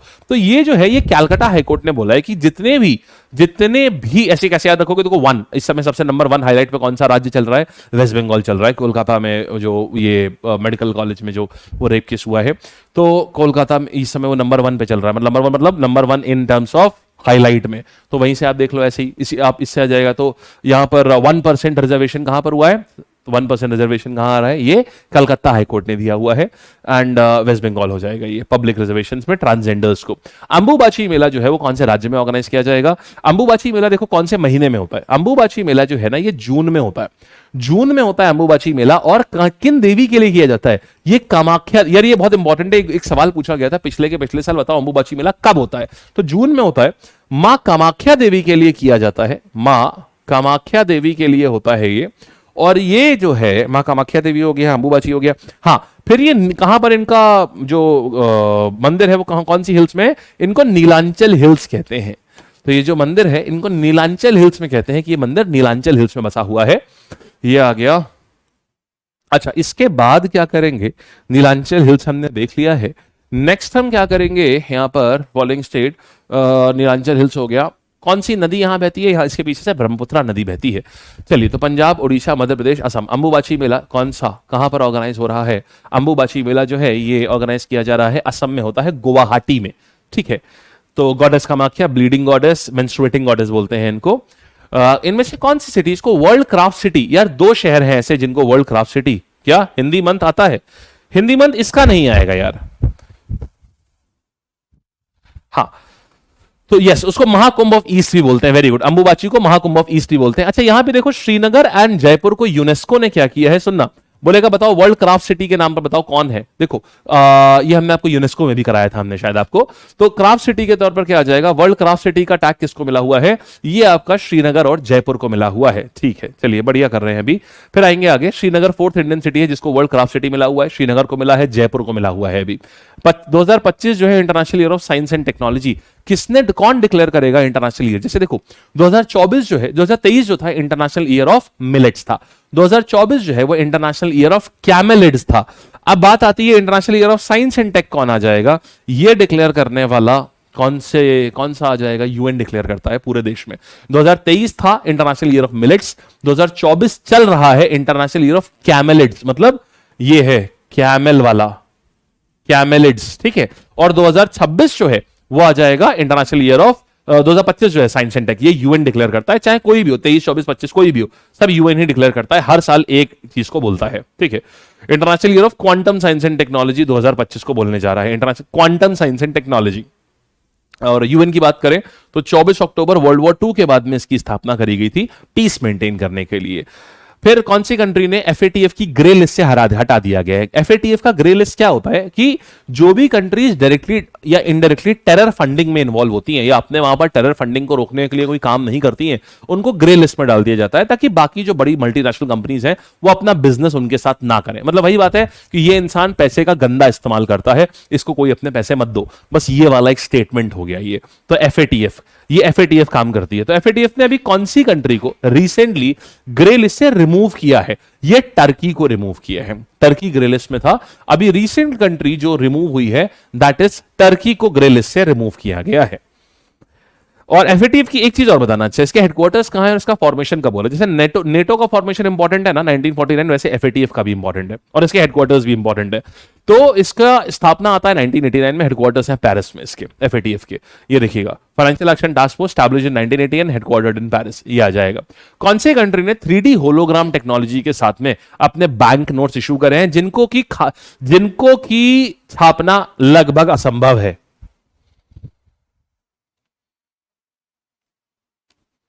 इन नोट को देखेंगे, ये ओरिजिनल, ये जापान ने लॉन्च करे हैं, हाईली टेक्निकल नोट है। इन नोट को अगर आपको पहचानना है तो आप एक 3D ग्लासेस पहनिए, आपको इसके अंदर की सारी इमेजेस जो है वो मूव होती हुई दिखाई पड़ेंगी। आपने अगर 3D ग्लासेस पहन लिए, आपको अंदर की जो इमेजेस हैं जो नोट के ऊपर लगे हुई हैं वो इमेजेस आपको मूव होती हुई, चलती हुई दिखाई पड़ेंगी। तो उससे तुरंत पहचान में आ जाएगा नोट असली है या नकली है। मशीन में डालने की जरूरत ही नहीं, सिर्फ आंखों से देख करके पहचान नहीं है किसी भी नोट को असली है नकली है। जापान लेकर के आया है तकनीक। 75वीं एनिवर्सरी नेटो की कहां पर हो रही थी, तो ये आ जाएगा। अब इसके बाद से मार्क रुट जो है वो कमान संभालेंगे। वॉशिंगटन डीसी में हो रही थी ये 75th एनिवर्सरी ऑफ नेटो, वहीं से ये बना भी था, वॉशिंगटन कन्वेंशन से ही बना भी था। तो 75th एनिवर्सरी कहां पर हो रही है? ये वॉशिंगटन डीसी। इस डीसी का मतलब होता है डिस्ट्रिक्ट ऑफ कोलंबिया। डीसी का मतलब होता है डिस्ट्रिक्ट ऑफ कोलंबिया। आज के टाइम पर नेटो में कितने? 32 मेंबर हैं। 32वां मेंबर कौन सा है? स्वीडन 32वां मेंबर है। स्थापना 1949 में ब्रुसेल्स बेल्जियम में हुई थी इसकी। फिर कौन सा देश ऐसा है जहां पर इंडिया का पहला जन औषधि केंद्र बाहर कहां खोला जा रहा है? तो जन औषधि केंद्र हम कहां खोलने जा रहे हैं? देखो, दो में अब आप कंफ्यूज हो गए, मुझे पता है दो में कंफ्यूजन होगा। कौन कौन से वो दो हैं? एक आ जाएगा इंडियन, एक आ जाएगा मालदीव्स और दूसरा आएगा मॉरिशियस। शाबाश यार, आप में से कोई कंफ्यूज ही नहीं होता, गजब हो यार। मॉरिशियस सही आंसर है। करंट अफेयर्स ना ऐसी डायरेक्ट ही पूछेगा, ये नेशनल इंटरनेशनल इवेंट्स वाले, ये बिल्कुल डायरेक्ट, बस एक वन लाइनर ही पूछेगा यहां से। फिर कौन ई स्पोर्ट ओलंपिक 2025 का कौन सी कंट्री होस्ट करने जा रही है? ये कंट्री बिल्कुल ऐसी दुबई जैसी है, इसका नाम है सऊदी अरेबिया। ये भी अपनी इकोनॉमी को बना, ये अगले साल होगा यहां पर, ये अपनी इकोनॉमी को गेम के ऊपर डालने जा रही है कि इनका भी ऑयल जो है ये अब खत्म हो रहा है। ठीक है, गवर्नमेंट ऑफ इंडिया ने एक हिस्टोरिक डिसीजन लिया, बोले 3 नए क्रिमिनल लॉज हम लागू कर रहे हैं। कब से? तो भारतीय न्याय संहिता इसको बोलते हैं, बीएनएस इसको कहते हैं। और क्या आ जाएगा? देखो बीएनएस, ये पहले आईपीसी को रिप्लेस कर दिया है भारतीय न्याय संहिता से, सीआरपीसी को रिप्लेस कर दिया है भारतीय नागरिक सुरक्षा बिल से, ये आ गया, और इंडियन एविडेंस एक्ट को रिप्लेस कर दिया है भारतीय साक्ष्य बिल से। ये ध्यान रखना, इंडियन एविडेंस एक्ट कब आई थी? 1872 में आई थी। और पोस्ट ऑफिस बिल कब आया था? 1898 में आया था। आपको मैं बधाई देना चाहता हूं कि आपने सारे के सारे नेशनल, इंटरनेशनल और स्टेट स्पेसिफिक करंट अफेयर्स आपने समाप्त कर लिए हैं। ठीक है, 2023 से अभी तक एक बार रिवीजन करेंगे पूरी फाइल का बहुत स्पीड में, और आपको ये दिखाएंगे कि आपको सारी चीजें देखना, एक एक चीज आपको याद हो गई होगी। आपको 80% तक तो आपको याद होगा ही होगा। ठीक है, चलिए आइएगा, तेजी से करेंगे, आंसर सब लोग करेंगे। ठीक है, आ जाओ जल्दी जल्दी से। कौन 16वें फाइनेंस कमीशन में प्रेसिडेंट द्रौपदी मुर्मू ने किसको चीफ बनाया है? सिर्फ एबीसीडी में आंसर देना भाई, आंसर आ जाएगा अरविंद पनागरिया। नेक्स्ट कहानी पर आते हैं, चीफ मिनिस्टर की बात करेंगे तो भजन कहां कर रहे हैं? भजन, जो भजन करेगा वो राज करेगा। भजन लाल शर्मा राजस्थान हो गए भाई, विष्णुदेव साई छत्तीसगढ़ हो गए, रेवत रेड्डी तेलंगाना हो गए, पीयू लाल दमोह मिजोरम हो गए। आंसर आ जाएगा इसका बी। और आगे आ जाएंगे हम लोग, कौन से शहर में कंट्री का पहला कार्बन न्यूट्रल स्पोर्ट्स सिटी आ रहा है? 750 करोड़ रुपए की लागत से ये एक इंटरनेशनल क्रिकेट स्टेडियम बनाया जा रहा है, जिसमें कि कौन क्या यहाँ पर कहां पर हो रहा है? ये सब आ रहा है आपका कोची में आ रहा है ये। फिर बात करेंगे यहाँ पर 5 नए कंट्रीज जो हैं ये बने हैं मेंबर अभी, तो ब्रिक्स के कौन कौन से आ जाएंगे? इजिप्ट हो गया है, यूएई हो गया है, सऊदी हो गया है, यूएई हो गया, सऊदी हो गया, इजिप्ट हो गया, इथियोपिया हो गया और ईरान हो गया है। ठीक है, इराक नहीं हुआ है, ईरान हो गया है। ठीक, 10 मेंबर्स हो गए हैं ब्रिक्स के। फिर बात करेंगे कि कौन 32वां मेंबर कौन बन गया नेटो का? तो 32वां मेंबर नेटो का कौन आ जाएगा? 1949 में नेटो की स्थापना हुई थी, 32वां मेंबर हमारे पास में कौन आ जाएगा यहाँ पर? शाबाश, ये आ जाएगा 32वां स्वीडन हो जाएगा। फिर बात करेंगे फाउंडेशन स्टोन, देश के पहले नेशनल आर्काइव म्यूजियम की, ये फाउंडेशन स्टोन जी किशन रेड्डी यूनियन मिनिस्टर, इन्होंने ले डाउन किया था। तो यहाँ पर आंसर आ जाएगा नोएडा, हैदराबाद, वाराणसी या जयपुर। ये हैदराबाद आ जाएगा, सलार जंग म्यूजियम में हो रहा है ये हैदराबाद के। फिर पर्पल फेस्ट कहाँ? राष्ट्रपति भवन में ऑर्गेनाइज हुआ था, 26 फरवरी को हुआ था ये, दिव्यांगजन के लिए था ये। फिर बात करेंगे कौन सा स्टेट पहला राज्य बन गया है जिसने यूनिफॉर्म सिविल कोड यूसीसी को इंप्लीमेंट करा है अपने वहां पर? तो यूसीसी इंप्लीमेंट करने वाला उत्तराखंड बन गया है। जी हाँ, ये आर्टिकल नंबर 44 है ये। ग्रो रिपोर्ट की बात करेंगे तो ग्रो रिपोर्ट कौन लेकर के आया है? ग्रो रिपोर्ट लेकर के आया है नीति आयोग। शाबाश, है ना? ठीक है, फिर बात करेंगे यहाँ पर प्रधानमंत्री मोदी जी ने 125 foot statue home commander Lachit Borphukan का जोरहाट में कराए। तो ये जो है बैटल कौन सा था? बैटल ऑफ सरायघाट था, सरायघाट मुगल्स के अगेंस्ट लड़ा था, असम में है ये जोरघाट। शाबाश यार। और आगे आते हैं, फिर देखिएगा कौन से कंट्री ने दुनिया की पहली एयर टैक्सी लॉन्च करने जा रही है? यार ये दुबई लॉन्च करने जा रहा है। दुबई कहां पर है? यूएई में पड़ता है ये। फिर बात करेंगे यार इनमें से कौन सी मिनिस्ट्री ने स्वयं प्लस पोर्टल लॉन्च किया है? ये अपने आप को अपडेट रखने का, अपने आप को और आगे पढ़ाने का पोर्टल है। तो अपने आप इसमें कोर्सेज हैं, डिजिटल कोर्सेज हैं इसमें। तो ये किसने करा हुआ है? ये कोर्स ये लॉन्च करा हुआ है स्वयं प्लस पोर्टल जो है ministry of social justice and empowerment education, ये मिनिस्ट्री ऑफ एजुकेशन ने लॉन्च किया हुआ है, धर्मेंद्र प्रधान जी ने। मोदी जी ने ये एक जो क्लॉक है, वैदिक क्लॉक, ये कहाँ लेकर के आया है? ये उज्जैन में लेकर के आए हैं ये। फिर बात करेंगे, वैदिक क्लॉक हो गया, फिर कौन फर्स्ट प्राइज जीता है नेशनल यूथ पार्लियामेंट फेस्टिवल में? तो नेशनल यूथ पार्लियामेंट फेस्टिवल में कौन आ रहा है? यतिन भास्कर दुग्गल, ये आ जाएंगे नेशनल यूथ पार्लियामेंट फेस्टिवल में। फिर आते हैं इनमें से किसको अपॉइंट करेंगे chairman of the national schedule caste commission? Schedule caste की बात करेंगे तो मकवाना साहब हो गए, हंसराम गंगाराम आहिर हो जाएंगे ओबीसी के, और अंतर सिंह आर्य हो जाएंगे एसटी के। 89th अमेंडमेंट था जिसमें सन 2003 में, जिसमें कि एससी एसटी को अलग अलग कर दिया गया था, एससी अलग और एसटी अलग, इनका जो कमीशन होता है।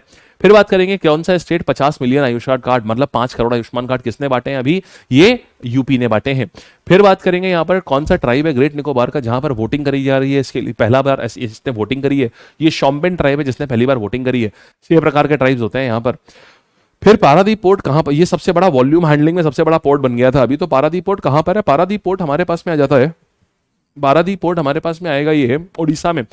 और कांडला पोर्ट कहां पर आ जाएगा, कांडला पोर्ट गुजरात में है ये। फिर बात करेंगे यार यहाँ पर काचाथीवू आइलैंड जो है ये किसको बिलोंग करता है, ये अभी की बात करें तो अभी श्रीलंका का है, ये कांग्रेस ने 1974 में श्रीलंका को गिफ्ट दे दिया था। फिर बात करेंगे यहाँ पर कंट्री का पहला इंटरनेशनल रेनबो टूरिज्म कहां पर आ रहा है, कौन से देश में हो रहा है ये, तो रेनबो टूरिज्म एक ही कंट्री जो बढ़ा रही है अपने वहां पर, दैट इज नेपाल। फिर बात करेंगे यार हम यहाँ पर देश का पहला एस्ट्रो टूरिज्म इनिशिएटिव जो है नक्षत्र सभा, इसकी बात अगर हम करें तो ये कहां पर आ रहा है, कब आ रहा है, कैसे आ रहा है, तो यार ये लाने के लिए कौन कर रहा है, ये उत्तराखंड ला रहा है अपने वहां पर नक्षत्र सभा, ठीक है, तो ये आ जाएगा उत्तराखंड हो गया। फिर बात करेंगे यहाँ पर कौन सा बाम्बी बकेट जो है ये फॉरेस्ट फायर एक्सटिंग्विश करने के लिए यूज होती है, कहां पर, ये उत्तराखंड ने अपने वहां पर करी थी, वहां पर आग लग गई थी। स्किल डेवलपमेंट एंड एंटरप्रेन्योरशिप में ड्रोन दीदी योजना किसके साथ में लॉन्च करी हुई है, ये इन्होंने लॉन्च करी हुई है अपने साथ में महिंद्रा एंड महिंद्रा ग्रुप के साथ में। फिर बात करेंगे ज्योति रात्रे कहाँ की है, मध्य रात्रि हो जाएगी, मध्य रात्रि का मतलब क्या हो जाएगा, ये 55 साल की महिला है जिन्होंने माउंट एवरेस्ट चढ़ गया है जिन्होंने, तो आंसर क्या आ जाएगा, ये मध्य प्रदेश हो जाएगा। फिर बात करेंगे हम लोग चांगे E6 मिशन, चांग E6 मिशन कहां पर आ रहा है, ये एक सोलर मिशन है, सन से साउथ जोन से कुछ माल लेकर के आने का, उसको टेस्ट करने के लिए चाइना का मिशन है ये। फिर बात करेंगे रिसेंटली गेमिंग वीजा प्रमोट करना कौन प्रमोट कर रहा है, दुबई कर रहा है। फिर बात करेंगे रिसेंटली इंडिया ने चाबर पोर्ट कहां पर है, चाबर पोर्ट ईरान में 10 साल का अग्रीमेंट हमने ले लिया 2025 से लेकर के 35 तक की। फिर बात करेंगे यार लोकसभा कॉन्स्टिट्यूंसी नोटा सबसे ज्यादा किसको मिले हैं, 2,18,000 वोट्स मिले कहां पर, ये नोटा सबसे ज्यादा दबाया गया इंडिया में, इंदौर में। फिर बात करेंगे हम कितने मिनिस्टर्स हैं, प्राइम मिनिस्टर को इंक्लूड करके रिसेंटली नए फॉर्म सेंट्रल गवर्नमेंट ने जिसने अभी वो लिया हुआ है ओथ ली है 71। फिर ध्यान देना कौन सा वो अमेंडमेंट है जिसमें कि फिक्स कर दिया गया है कि 15% of total membership, 91st amendment है, सन 2003 में आया था वो। फिर बात करेंगे पोस्ट ऑफिस एक्ट 2023 जो है वो किसको रिप्लेस करेगी, यार वो जो है ये 1898 में रिप्लेस करेगी। फिर बात करेंगे यार हाईकोर्ट ऑफ कौन से स्टेट ने बोला है कि 1% रिजर्वेशन ट्रांसजेंडर को दे दो, ये कलकत्ता हाईकोर्ट ने बोला है जो कि वेस्ट बंगाल में। फिर बात करेंगे यार अंबुबाची मेला जो है यार कौन से राज्य में ऑर्गेनाइज किया जा रहा है, तो अंबुबाची मेला जो है ना यार, ये अंबुबाची मेला ना असम में ऑर्गेनाइज कर रहे हैं। फिर हम बात करेंगे यार कि गॉडेस कामाख्या के लिए होगी कौन से सिटी को वर्ल्ड क्राफ्ट सिटी का दर्जा दिया गया है, क्राफ्ट सिटी जो है वो श्रीनगर और ये आपका श्रीनगर हो गया और जयपुर है। फिर बात करेंगे यार यहाँ पर 2025 जो है किसको international year of science and technology का दर्जा दिया गया है, तो international year of science and technology किसको, तो ये कौन दे रहा है, ये यूएन देता है। फिर बात करेंगे कौन सा कंट्री ने रिसेंटली एफएटीएफ ग्रे लिस्ट से हटा दिया गया है, एफएटीएफ ग्रे लिस्ट में इसके हेडक्वार्टर्स पेरिस में है, ये तुर्की को हटा दिया गया है यहाँ से। कौन से कंट्री के बैंक नोट में 3D होलोग्राम टेक्नोलॉजी लगी हुई है, जापान के नोट में लगी हुई है, चश्मे से देखो तभी दिखाई पड़ेगा, अंदर मूविंग पिक्चर्स दिखाई पड़ेंगी। 75वीं कॉन्फ्रेंस नेटो की कहां पर हुई है, इसके मुखिया कौन आ जाएंगे, मार्क रूट आ जाएंगे, अब नीदरलैंड्स के एक्स प्राइम मिनिस्टर है वो, और वाशिंगटन डीसी में हुआ था ये। इंडिया का जन औषधि केंद्र हम बाहर कहां पर खोल रहे हैं, मालदीव्स में, बिल्कुल मत करना, नो मालदीव्स, ठीक है, वहां दवाई नहीं, उन्हें नहीं चाहिए था ना हमसे, बैठे हैं अब वो, हम मॉरिशियस में कर रहे हैं ये। फिर बात करेंगे पहला ई स्पोर्ट्स ओलंपिक्स कहां पर, ई स्पोर्ट्स ओलंपिक्स कहां पर हो रहे हैं, ये साउथ अफ्रीका नहीं सऊदी अरेबिया में हो रहे हैं, क्योंकि इनका भी तेल खत्म हो रहा है, ये भी अपने वहां पर गेमिंग वीजा लाना चाह रहे हैं। गवर्नमेंट ऑफ इंडिया ने ये बीएनएस कब से लागू किया है, 1 जुलाई 2024 से ये बीएनएस लागू कर दिया, भारतीय न्याय संहिता। फिर बात करेंगे थैंक यू की, और थैंक यू की बात करते हुए टाटा करेंगे, बोलो बढ़िया रहा, हो गया सब अच्छे से, सारे याद हो गए आपको, आई होप कि आपको 80 to 90% आपको पूरा याद रहा होगा ना क्लास में ही, बढ़िया है। चलो एक वादा था कि आपको सब क्लास में ही याद हो जाएगा, आपको एक एफर्ट था कि आपको बहुत कम मेहनत करनी पड़े, अपने आप सारी मेहनत ऐसी हो कि आपको पूरी चीजें याद हो जाएं, तो इट्स अ गुड थिंग कि वो चीज जो है वो हो रही है, बहुत अच्छा है। कम से कम आपको ना रट्टे नहीं मारने हैं, फाइलें पकड़ के 60 पन्नों के प्रिंट आउट निकाल करके उसके रट्टे मार रहे हैं, बहुत दिक्कत होती है वो। सब याद था, शाबाश यार, बहुत बढ़िया बहुत बढ़िया बहुत बढ़िया यार, चलो नाइस यार, बहुत बढ़िया, ठीक है, चलिए वेरी गुड यार, very good very good very good. हाँ श्वेता आपने शायद इसके लिए मेल भी करी है ना, मेल कर दीजिए, वो देखो देख लिया जाएगा, मेल कर दो तो वो रिजॉल्व हो ही जाएगा, ठीक है जी गाइस। फ्रीडम कार्ड से ब्रह्मास्त्र का नहीं, फ्रीडम कार्ड है ना सिर्फ और सिर्फ उसके लिए एप्लीकेबल है यार, फ्रीडम कार्ड महापाक के लिए एप्लीकेबल है, आप में से जो भी ना 2025 की तैयारी कर रहे हो, आप लोग महापैक में जरूर एनरोल होइएगा। It's actually a very good pack, मतलब वैल्यू ऑफ मनी नहीं है वो वैल्यू ऑफ गजब मनी है वो है। तो that makes it a very good thing. ठीक, और अभी 60 क्या, मैं आपको ना बेस्ट तरीका बताता हूँ कैसे लो ना, उसको बताता हूँ। सबसे अकलमंदी की बात बताता हूँ। क्या करो, जिनको भी ना फ्रीडम कार्ड लेना हो, क्या करो, पहले ना फ्रीडम कार्ड लो। हाँ, पहले ना फ्रीडम कार्ड लो, ठीक है। जब फ्रीडम कार्ड ले लोगे, पहले फ्रीडम कार्ड ले लो, 199 का है वो। अब फ्रीडम कार्ड लेने के बाद महापैक लो। अब जब महापैक लोगे ना, तो वैसे जैसे आपने एजुकेटर कोड आपने यूज किया, 58% कोड है, फ्रीडम या इंडियन यूज कर सकते हो। जो एजुकेटर कोड है उसमें 60% होता है, ठीक है। ये मान लो यूज किया। अब फ्रीडम कार्ड क्योंकि आपके पास ऑलरेडी है ना, तो 10% और हो जाएगा। तो जो फ्रीडम कास्ट कार्ड की कॉस्ट है ना, ये फ्री हो जाएगा आपके लिए, क्योंकि ये जो कोर्सेज होते हैं ये लगभग ऐसे 5,000 6,000 के होते हैं। तो इसका 10% मतलब 600 रुपए हो गया। फ्रीडम कार्ड 200 रुपए का होता है, तो फ्रीडम कार्ड टेक्निकली फ्री ही हो गया वो। ये फायदा होगा इससे। तो पहले फ्रीडम कार्ड लो, उसके बाद में फिर आप महापैक में एनरोल करोगे ना, तो ये आपके लिए ना एक बहुत मस्त सेविंग आपकी हो जाएगी। 70% टोटल ऑफ हो जाएगा आपके लिए। That is a good thing. जिनको ले रखा है उनके लिए तो अच्छा ही है भाई, मजे ही मजे। आप लोग तो मजे मजे कर ही रहे हैं, है ना। मेरी क्लास जो होती है, बालक लोग ध्यान से सुनना, ठीक है। मेरी क्लास जो होती है ना, ये 4 बजे और 6 बजे होती है। देखो 4 बजे हम लोग, अभी आज भी 6 बजे होगी। देखो 4 बजे हम लोग क्या करते हैं ना, 4 बजे हमारा करंट अफेयर्स होता है। फिर आज 6 बजे जो हम लोग फिर हमारी क्लास होती है 6 बजे। तो 6 बजे जो होती है ना, इसमें हम लोग स्टैटिक कर रहे हैं। और ये दोनों ही चीजें अब हमारी खत्म होने वाली है। लाइक मोटा मोटा शायद 3 दिन तक, 3 दिन और चलेगी, 2 से 3 दिन और चलेगा, 2 से 3 दिन और चलेगा। फिर हमारे पास जो मेजर सब्जेक्ट बचेगा ना, मेजर सब्जेक्ट बचेगा हिस्ट्री। फिर हम चलाएंगे ऐसे हिस्ट्री पॉलिटी चलाएंगे। इसको हम लोग 6 दिन में खत्म कर देंगे, 6 से 7 दिन में। और फिर चलाएंगे हम लोग ज्योग्राफी और इकोनॉमिक्स। इसको भी हम लोग ना 6 दिन में खत्म कर देंगे, 6 से 7 दिन में इसको भी खत्म कर देंगे, ज्योग्राफी और इकोनॉमिक्स को। फिर चलाएंगे हम लोग साइंस। सारा हो गया साइंस के लिए ना, हम लोग प्रैक्टिस करेंगे इंपॉर्टेंट टॉपिक्स की। ये 2 से 3 हो गया आपका पूरा फिनिश ऑफ बढ़िया से, ठीक है।